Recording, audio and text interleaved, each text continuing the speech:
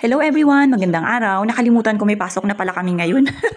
Sobrang sarap kasi matulog guys. Alam nyo yun, tanghali na akong gumising dahil nga napakalamig at syempre tuloy-tuloy nga po kasi yung ulan. At isa pa, paparating na pala ang ating Kapaskuhan. Kaya naman pala masarap matulog. At ito nga po pala, nag-almusal na rin kami. At ayan po yung aming almusal. Talagang ewan na lang kung hindi pa yan mabusog ang mga tao dito. Pero nagsisipagtabaan na nga guys. Kaya sabi ko parang gusto ko na rin mag-diet. Pero parang hindi ko kaya. Pumasok na nga po pala ako. And thank God, nakarating po ako ng office na safe. Dahil nga sa sobrang dulas ngayon ng daan. Kailangan ko rin po talaga na mag-ingat sa aking pagbibiyahe. Dahil nga po iniingatan din natin yung ating paa. Talagang nakakatakot dahil sa sobrang pangit ng daan ngayon, madulas. Kailangan ingat-ingat din. Pauwi na nga po pala ako ngayon para sa aking lunch at ayan, nasalubong ko pa nga si nanay, yung aming utility. Talagang kailangan nila siyang nagwawalis, laging nagpupunas dito sa aming stairs kasi nga po, alam nyo na, maputik, pangit ang ating sahig pagka laging may put. Naabutan ko nga po pala ito yung dalawa dito sa baba at panay ang tulak-tulak ng mga sasakyan dyan guys. Dahil hindi nga po makakadaan palabas ang sasakyan ni Tatsuki ng aking mga friendship yan guys sila. So ito pinipilit niyang itulak, ito yung tricycle na kulay brown at hindi niya nga po kaya, sabi niya tinatawag niya ako dyan guys, tulungan ko raw at itulak ko. Pero paano ko makakapag-video kung itutulak ko? Kaya yan, gumawa na lang sila ng paraan. Nagbayanihan na lang sila guys at ayan, nakadaan din sa wakas. Ito na nga po si Yayam pagdating ko dito sa bahay. Abay, alive na alive at tamang pakanta-kanta pa si Yayam guys. Tingnan nyo nga po, diba? Parang wala pang bakas ng antok. So ayan, habang nakaupo nga po ako dito nagpahinga sa labas, ito naman siya, nagdidikit-dikit sa akin at ayan, tingnan nyo nga po, talagang nagpapasikat pa.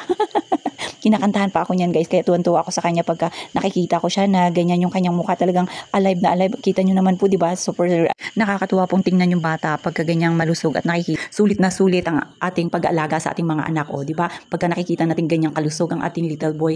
Sa opisina ka pa lang, naiisip mo na talagang gusto mo nang umuwi dahil na gusto mong makita yung iyong baby na super lusog at talagang nakakapagpa-enjoy sa'yo, diba? Nakakapagpangiti at nakakapagpawala ng ating mga stress, diba? Ganun din ba kayo mga mamsi dyan? Papasok nga po sana ako ngayong hapon, kaya lang nung medyo nangangalahati na ako, bumalik po ako. Alam niyo ba kung bakit guys? Kasi nga pag alis ko kanina dito, nakamotor po ako. Medyo ambon pa lang. Nung kalagitnaan na, ayun, nabasa ako kaya po umuwi na lang ako. May pasing-along pa nga po itong si Yayam.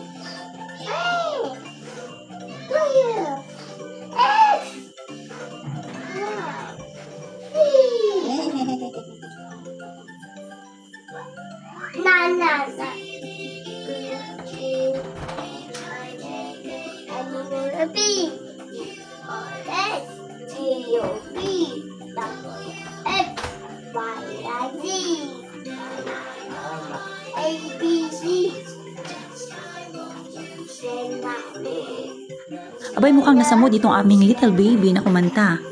Yay! Galing ng baby yung Daya! Grabe yung baby ko ABCD yan, memorize At habang kami naman po ito sa labas nag-aantay, nagpapaantok dahil gumagabi na naman, katatapos nga lang din po namin kumain yan.